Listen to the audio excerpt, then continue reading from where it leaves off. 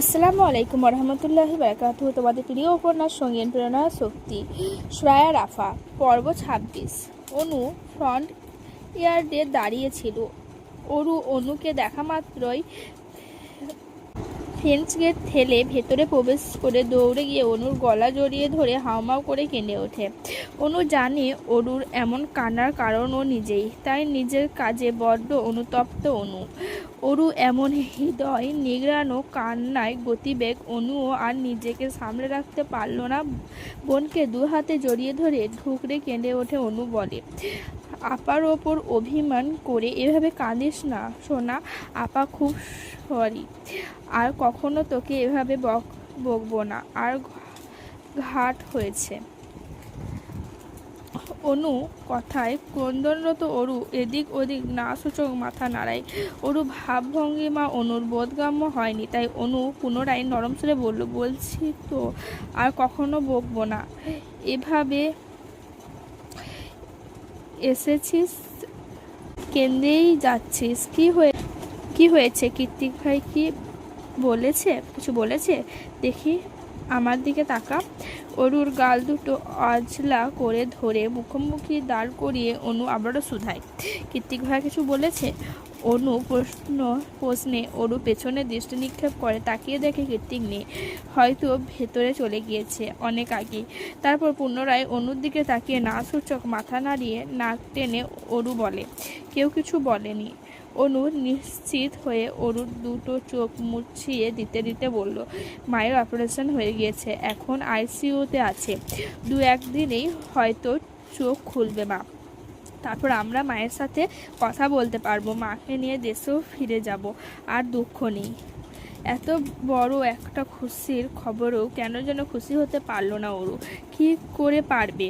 গতকাল রাতেই নিজেরই সবটা সৎ ভাইয়ের নামে লিখে দিয়ে এসেছে। এসব কথা জানাজানি হলে মা আপা কেউই ওকে মেনে নেবে না, ভালোবাসবে না, উল্টে নোংরা বলে আখ্যায়িত করবে। এতগুলো দিন পরে একটুখানি খুশির মুখ দেখেছিল ওর পরিবারটা, অথচ অরু সবার আড়ালে সেটা ধূলিসাৎ করে মাটিতে মিশিয়ে এসেছে।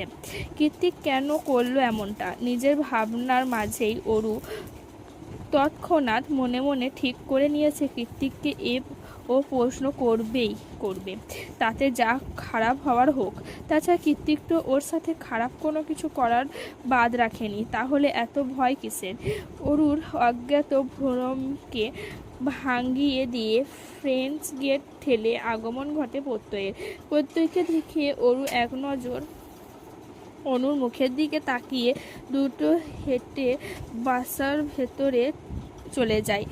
অরু চলে গেলে অনু নিজেও পা বাড়ায় ভেতরে যাওয়ার উদ্দেশ্যে। এই মুহূর্তে প্রত্যয়ের সাথে কথা বলা তো দূরে থাক, ওর মুখটাও দেখতে ইচ্ছে করছে না অনুর। কিন্তু পেছনে ঘুরে কয়েক কদম পা বাড়াতেই প্রত্যয় ওকে টেনে ব্যাকয়ার্ডে নিয়ে দেওয়ালের সাথে চেপে ধরে।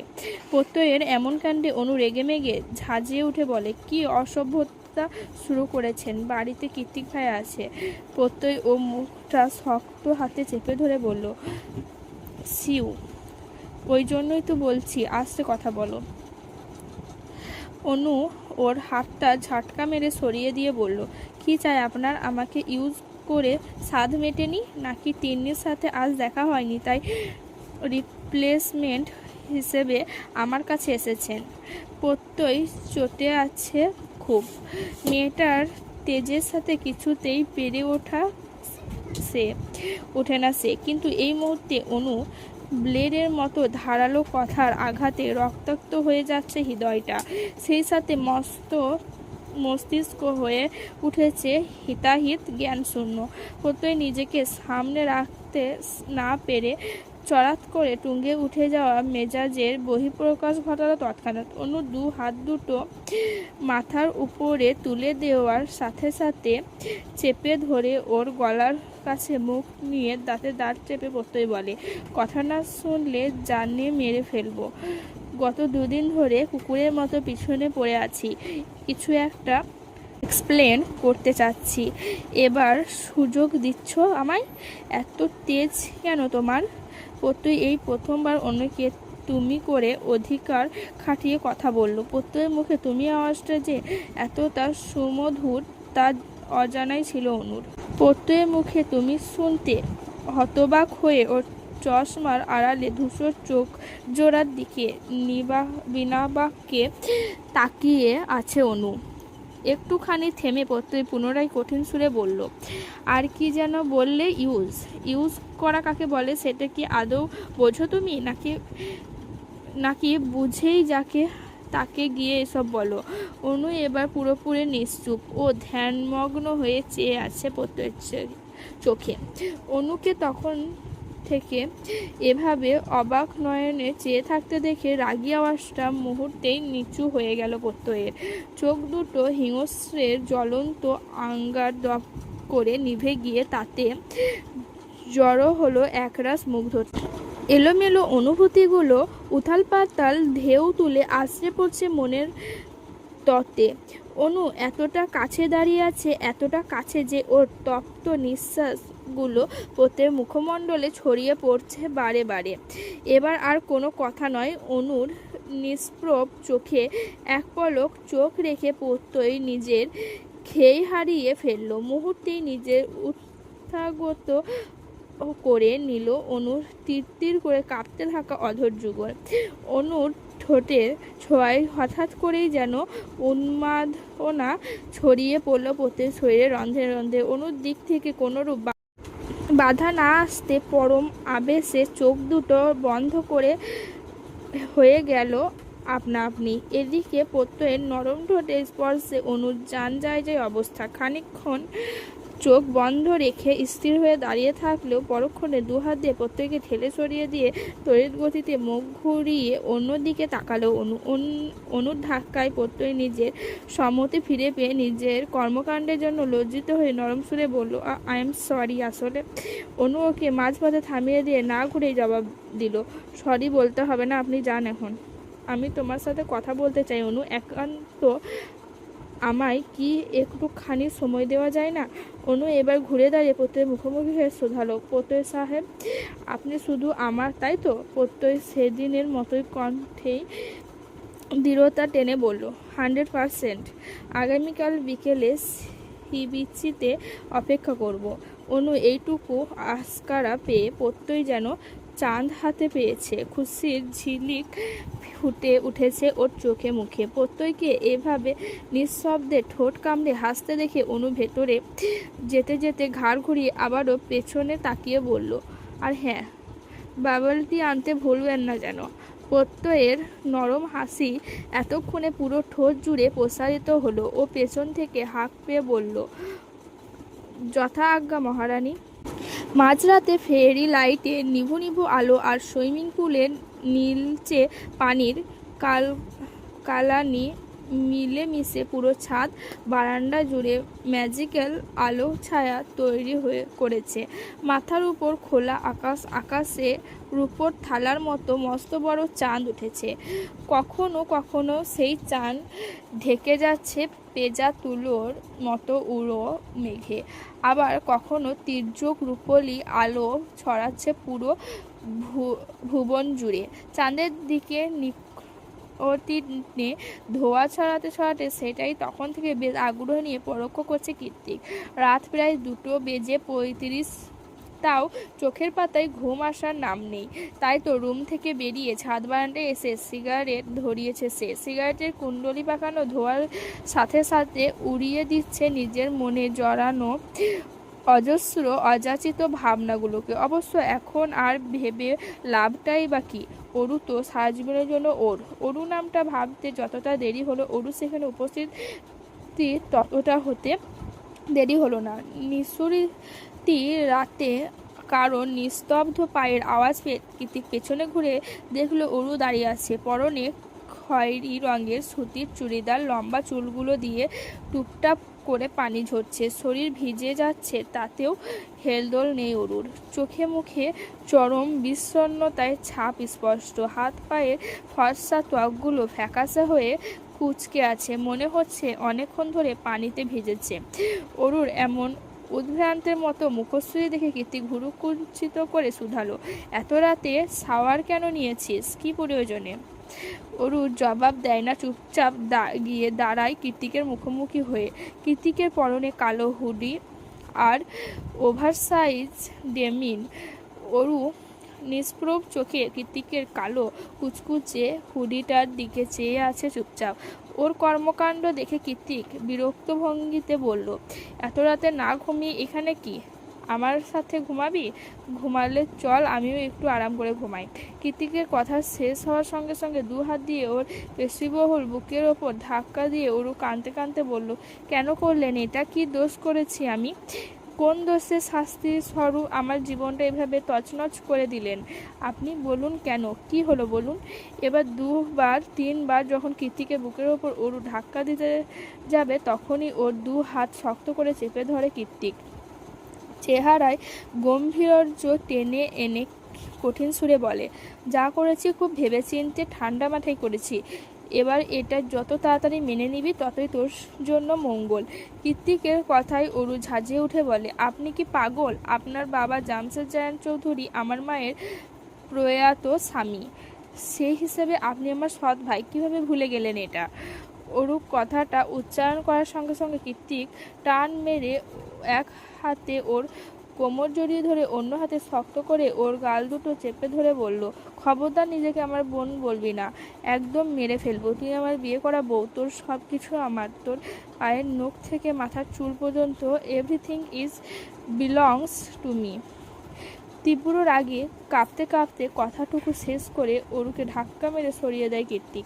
কীর্তিক ছাড়াতেই অরু কাঁদতে কাঁদতে মেঝেতে বসে পড়ে। অতঃপর হেঁচকি তুলে অস্পষ্ট সুরে বলে, সমাজ কোনোদিনও এই বিয়েকে স্বীকৃতি দেবে না, উল্টে আমাকে নোংরা বলে ধিক্কার দেবে। তখন নিশ্চয়ই খুশি হবেন আপনি। কীর্তিক হাঁটু গেড়ে ওর মুখোমুখি হয়ে বসে বলল, আমি সমাজ মানি না, আর যে সমাজ আমার বইয়ের দিকে আঙুল তুলে কথা বলবে আমি সেই সমাজকে ধ্বংস করে দেব। আই রিপিট, ধ্বংস করে দেব। কীর্তিকের কথা শুনে ওর চোখে চোখ রাখলো অরু। চোখ তো নয়, যেন জ্বলন্ত আগ্নেয়গিরির দাবানল। যে তাকাবে সে ভস্ম হয়ে যাবে। অথচ ফর্সা পুরুষালীর তীক্ষ্ণ চোয়াল জোড়া মুখশ্রী কতটাই না সুদর্শন। এক মুহূর্তের জন্য ওরু মনে হলো এই অসম্ভব সুদর্শন পুরুষটা ওর স্বামী। হুট করেই কেমন কীর্তিককে অন্য নজরে আবিষ্কার করেছে অরু। কয়েক মুহূর্তের জন্য নিজেকে বসিয়ে দিল কীর্তিকের বাম পাশে তার পন্থী রূপে।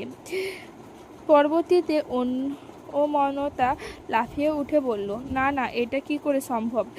এমন একটা রাগী বদমেজাজি বেপরোয়া লোকের সাথে সারা জীবন কাটানো অসম্ভব। কারণ আর যাই হোক, সারা জীবন কীর্তিকের হাতে মার খাওয়া কোনো ইচ্ছা নেই অরুর। কি হলো?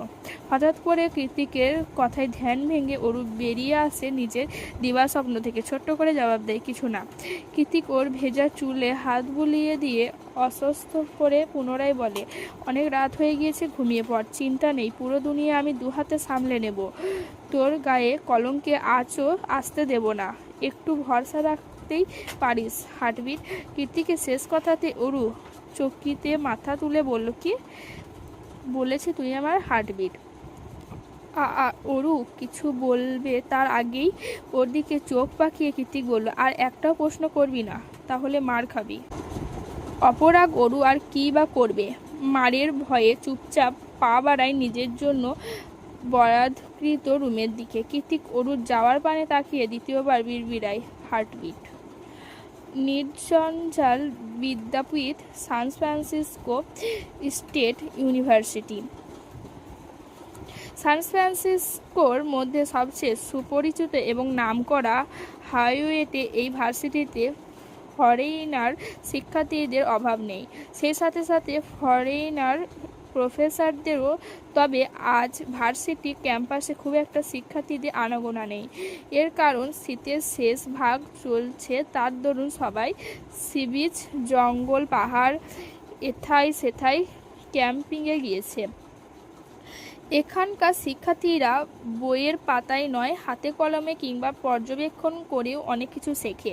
সারা বছর তাদের ক্লাসরুমে বাইরেও অনেক কার্যক্রম থাকে।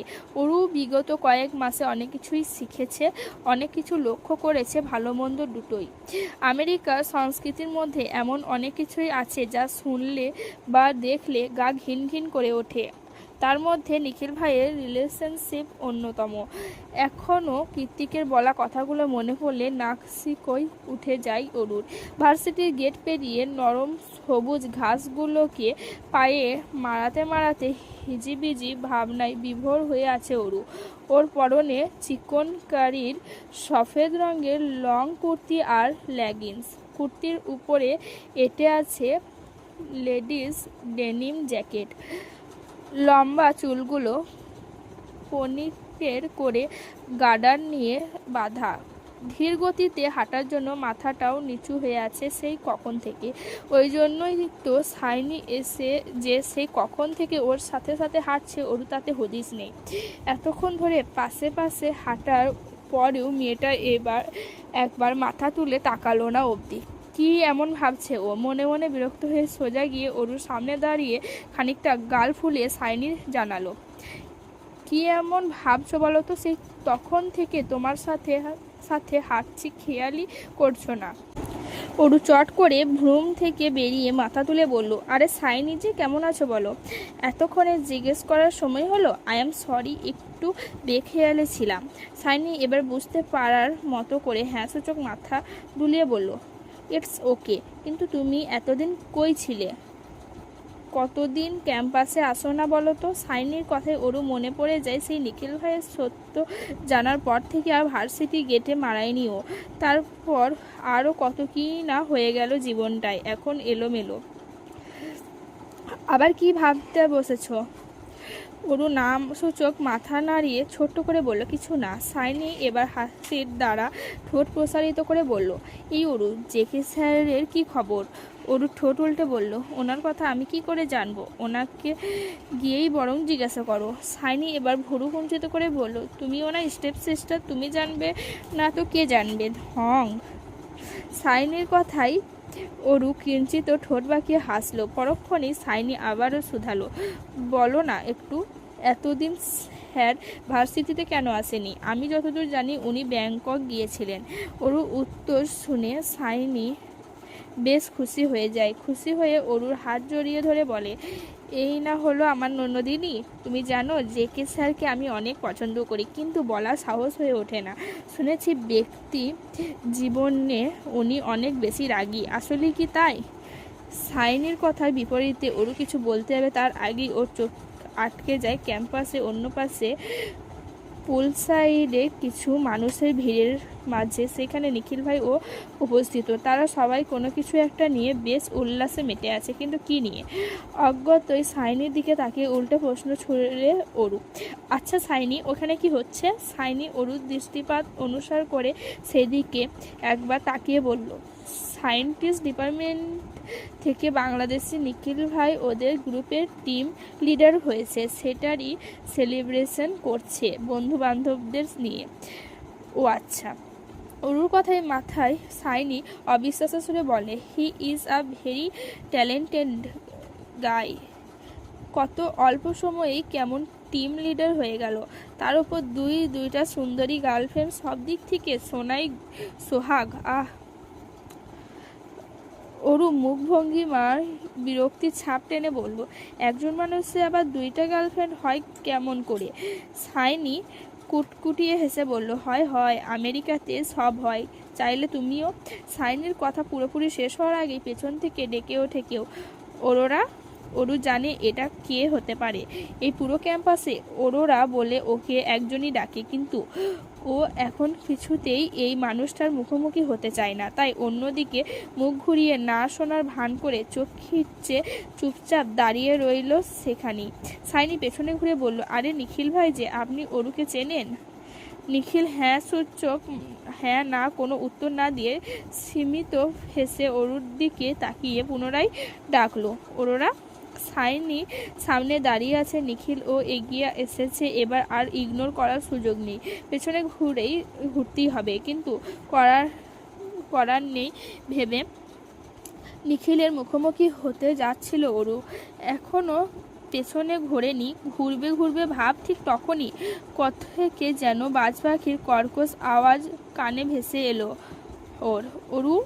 আচমকা কীর্তিকে আওয়াজ পেয়ে কেঁপে উঠল অরু। তড়িৎ গতিতে চোখ দুটো খুলে এদিক ওদিক তাকিয়ে খুঁজতে লাগলো তাকে। খানিকক্ষণ খোঁজাখুঁজির পর দেখলো ভবনের দোতলায় অফিস রুমে করিডোরে দাঁড়িয়ে ওর দিকেই কটমট করে তাকিয়ে আছে কীর্তি। কীর্তিকে চোখের দিকে এক পলক তাকিয়ে একটা শুদ্ধ ঢোক গিলে সাইনিকে উদ্দেশ্য করে অরু বলে, চল ক্লাসে যাই, দেরি হয়ে যাচ্ছে। এই বলে সাইনির হাত ধরে দ্রুত ক্লাসের দিকে পা বাড়ায় অরু। পেছন থেকে নিখিল দেখে বলল, আরে অরুরা, কথাটা শুনে যাও। নিখিল এখনও অরুর যাওয়ার পানে তাকিয়ে আছে। তখনই অন্যদিক থেকে একজন এসে নিখিলের উদ্দেশ্যে বলল, আরে ভাই, তুমি এখানে? তোমার গার্লফ্রেন্ড কেউ ধাক্কা মেরে পুলে ফেলে দিয়েছে। একটাও তো সাঁতার জানে না, দুটোই হাবুডুবু খাচ্ছে। নিখিল আশ্চর্য হয়ে বলল, কি বলছো? কে ফেললো? তা তো জানি না। ভিড়ের মাঝে কে কাকে ধাক্কা দিয়েছে বলা মুশকিল। তুমি তাড়াতাড়ি যাও। নিখিল হ্যাঁ সূচক মাথা নাড়িয়ে দ্রুত সেখান থেকে প্রস্থান করে। অরু, সাইনি, নিখিল সবাই যে যার মতো চলে গিয়েছে, যার ফলে নরম ঘাস আবৃত জায়গায় শূন্যই পড়ে আছে। দোতলার করিডোর দিয়ে কীর্তিক এখনও সেই শূন্য স্থানের দিকে তাকিয়েই ঠোঁট বাঁকিয়ে হাসছে। পায়ে স্যান্ডেল দুটো আঙুলে ভাঁজে নিয়ে খালি পায়ে সাগরের কোল ঘেঁষে হাঁটছে অনু। প্যান্টটা একটুখানি গুটিয়ে গোড়ালি থেকে উপরে তুলে প্রত্যয়ও অনুর পাশাপাশি হাঁটছে। সাগর পাড়ের চারিদিকে সূক্ষ্ম চিল আর কৌড়ি চিউ চিউ আওয়াজ। অনু বাবলটিতে একটা করে সিপ নিচ্ছে আর চোখ বন্ধ করে পাখির কলরব শুনছে। সেই কখন থেকে ওদের মাঝে নীরবতা বিরাজমান। অনেকক্ষণের নীরবতা ভেঙে সর্বপ্রথম প্রত্যয়ই বলে ওঠে, তুমি না আমাকে আপনি ভারী অদ্ভুত জানেন। এখন যে রেগে যান আর কখন যে ঠান্ডা হয়ে যান আমি নিজেই বুঝতে পারি না। এত মুড সুইং কেন হয়? প্রত্যয়ের কথায় অনু শব্দ করে হেসে বলল, ইউ ক্যান কল মি তুমি। এত ইতস্ত কেন হচ্ছেন? After all you kisses is আদা। অনুর কথায় কালকের দৃশ্যপট ভেসে এলো প্রত্যয়ের চোখে। ও তৎক্ষণাৎ জিভ দিয়ে ঠোঁট ভিজিয়ে বলল, ইয়ে মানে তোমার কিছু জানার নেই? অনু গম্ভীর গলায় বলল, আছে তো, অনেক কিছু জানার আছে। প্রত্যয় শুধালো, বলো কি জানতে চাও? সব বলবো তোমায়, নো লুকোচুরি। আমাকে ইউজ করা কেন হলো শুনি? আপনার লং টাইম লাভ হিস্ট্রি। তাহলে আমার প্রতি দুর্বলতা অনুভব করাই বা কারণটা কি? অনু অনেকগুলো প্রশ্নের উত্তর একসাথে দেওয়ার জন্য প্রত্যয় একটু রয়েছে বলল, প্রথমত তিন্নি আমার সাথে ভালোবাসার হাজারো প্রতিশ্রুতি দিয়ে বছরের পর বছর চিট করেছে। জামা কাপড়ের মতো সুগার ড্যাডি চেঞ্জ করেছে। তাহলে ওর প্রতি আমার ভালোবাসা রইল কোথায়? তাছাড়া ও হাইলি ড্রাগ অ্যাডিক্টেড। এক কথায় বলতে পারো ওর জীবনে শুদ্ধ বলে আর কিছু অবস্থিত নেই। এসবের কারণে তিন্নির প্রতি আমার ঘৃণা মনোভাব তৈরি হয়েছে আরও কয়েক বছর আগেই। আর এখন তো ওকে মনে রাখার প্রশ্নই ওঠে না। ওকে মাঝের মধ্যে আমার পাগল মনে হয় জানো। এতদিন খবর ছিল না, যেই আমি বছর খানিক ধরে একটু মুভ অন করেছি, এখন আবার আঠার মতো পেছনে লেগে আছে। ওর কাজই বোধহয় আমার জীবনটাকে অগোছালো করে দেওয়া। তবে হ্যাঁ, এরপর ও যদি দ্বিতীয়বার এমন কিছু করে আমি যথাযথ ব্যবস্থা নেব, আই প্রমিস। একটুখানি থেমে বুকের ভেতরে চাপা নিঃশ্বাসটা উগড়ে দিয়ে প্রত্যয় আবারও বলে, এবার তুমি যদি বলো তুমি কেন, সেটার উত্তর আমার জানা নেই। তোমাদের ভিসা টিকিট প্রসেসিং এ অসংখ্যবার তোমার ছবি দেখেছি আমি, তেমন কিছুই ফিল হয়নি। কিন্তু সেই দিন ক্যাফেতে তোমার এক ঝলক হাসির মাঝে হারিয়ে গিয়েছিলাম আমি। উতাল ঢেউয়ের পানে চেয়ে এক মনে কথাগুলো বলে অনুর দিকে তাকিয়ে প্রত্যয় শুধালো, প্রেম তো অনেকের সাথেই হয়, ভালোবাসার মানুষ একজনই হতে পারে বলো। অনু, তুমি কি আমার শেষ ভালোবাসা হবে? জানি না। প্রত্যয় মুখের উপর কথাটা বলে সামনের দিকে হাঁটতে হাঁটতে ঠোঁট কামড়ে মুখ টিপে হাসছে অনু। প্রত্যয় ওর পেছনে পেছনে হেঁটে এসে বলল, এই মেয়ে, এত মুড সুইং হয় কেন তোমার? অনু পেছন ঘুরে শুধালো, কেন ভয় করছে? সামলাতে পারবেন না? প্রত্যয় ওর হাতের মাঝে হাত ঢুকিয়ে বলল, তুমি বিশ্বাস হয়ে থেকে গেলে আমি নিঃশ্বাস দিয়ে হলেও সামলে নেব।